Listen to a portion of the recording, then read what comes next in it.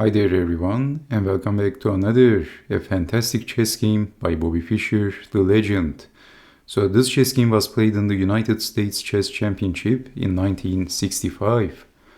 You have to see this chess game. So Bobby Fischer's opponent was Duncan Suttles, the chess champion of Canada from 1969, chess grandmaster. So let's see what happened in this incredible, fantastic chess game.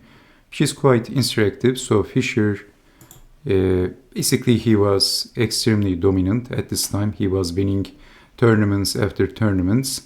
He was winning tournament after tournament, and he won this tournament as well. This was the United States Chess Championship, and he was winning those championships very easily. So we have e4 by Fischer, g6, and Mr. Suttles is playing quite subtle against Bobby Fischer. That's a hyper-modern opening. Quite calm and normal stuff. Bishop to g7, developing the knight and then pushing the pawn. Bishop to e3, and white can also play queen to d2, and in some variations, bishop to h6 if developing the knight and then exchanging the bishops, attacking the dark square bishop, challenging the bishop, which is a pretty standard idea. So c6, queen to d2, and then knight to d7. We have f4. It looks like the Australian attack. So knight from g to f7, developing the knight and black castled. h3, and Fischer is defending knight to g4 ideas. So we have b5 and threatening to play b4, kicking the knight back and then capturing the pawn. So bishop to d3, developing the knight, and another prophylactic move by Bobby Fischer, b3, and defending on c4. So we have a5, and Bobby Fischer also castled, b4, knight back, d5, challenging to the center. Fischer pushed the pawn, attacking the knight.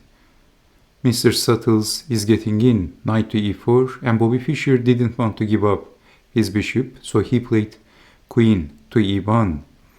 And then f5, and this is what Mr. Suttles says. Okay, I am cementing the knight and I have a very strong piece. So the knight is being solidifying the piece, which looks very solid. And in this position, which is very interesting, Bobby Fischer is completely ignoring that knight. Okay, he doesn't even captures, because if capturing, it is still going to be very solid for Mr. Suttles. Instead, Bobby Fischer played a very annoying move. He played a3, and actually how to deal with this? In this position, it looks like black has a weakness in the queen side, and now immediately threatening to take the pawn, and that's winning a pawn. So capturing, and all of the sudden black has a weakness. So Fischer completely ignores this knight. Okay, it's very solid, but now he is shifting the position, shifting the attack to the queen side, and now Fischer is aiming on a5. So we have a4, defending, hoping to defend like this, and then queen to a1. It is not that simple against Bobby Fischer. And if capturing the pawn, of course, it is pinned, rook takes rook, so bishop to h6. Fischer exchanges the bishops, and then remaneuvering the knight, knight to c3,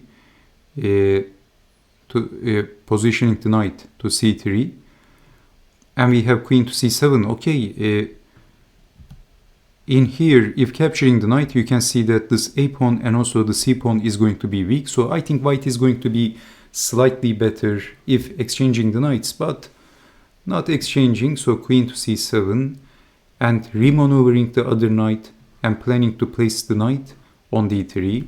So rook over, and then knight to d3, rook back. So maybe in here white could take the knight and then hopping in to c5 and forking the rook and also the a pawn, and also aiming on e6.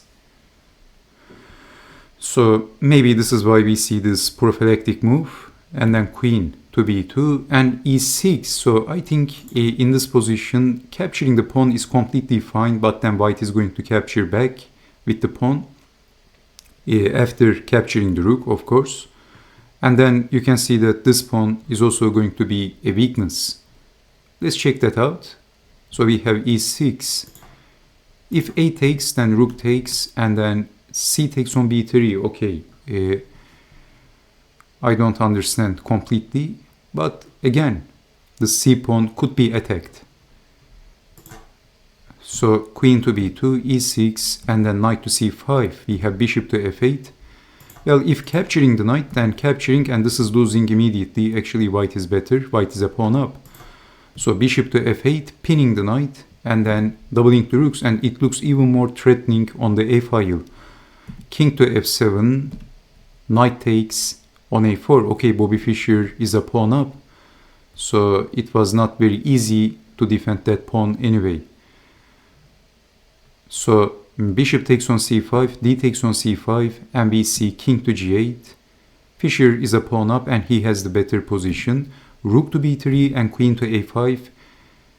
And targeting the pawn, but black didn't want to take the pawn because it is going to pin the knight to the rook.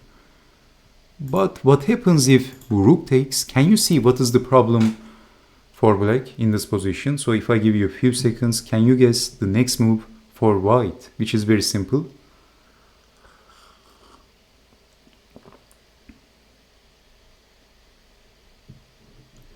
It is very simple actually. I think you should see this. Rook takes, and then check, and then winning the queen. Thank you very much for the game. So it is not that simple to capture this pawn, this passed pawn. Queen to a5, and then king to h2, h5, and then check, and black must take. Because if you don't take, then we have rook takes, and then check, and black is falling into pieces. His position is falling apart.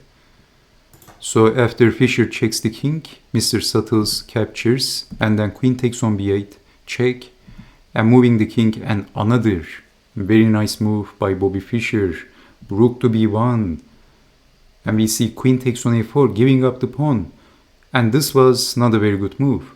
Well, Bobby Fischer wants to infiltrate with the rook as well. This is why he placed his rook in the open file. Queen to c7 should have been considered in here. At least this would be more resisting for black. Queen to b6 actually is a very good move for white, because if you take the queen, we will capture back, and white is going to create a passed pawn. And if rook to b7, then we can also push the a pawn, and that's basically game over, easily winning for white. And in here, actually, black doesn't have any moves. So if black moves the king, let's say, we can push the a pawn, a5, a6. If king stays on the 7th rank, we can take the rook, check, queen takes, and then rook to b7 if the pawn is on a6, or queen takes queen, rook takes, and then rook to b7. So this is also losing because of pushing this pawn all the way to the end, and black can't take the queen. But this would be at least more resisting. But we see queen takes on a4, and then Fischer played a very obvious move. Queen to f8, and Mr. Subtle is not very subtle anymore. Mr. Suttles is not, he can't settle down in here. So he played rook to g7, pressing the panic button because the rook is coming, and then checkmating the king is the idea.